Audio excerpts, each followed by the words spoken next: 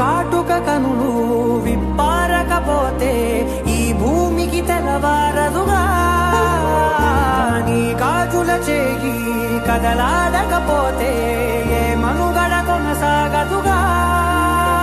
ప్రతి వరుసలోను ప్రేమగా అందుకున్న బంధమా, అంతులేని నీ శ్రమ అంచనాల కందున, ఆలయాలు కోరని ఆదిశక్తి రూపమా, నీవు లేని జగతిలో దీపమే వెలుగునా.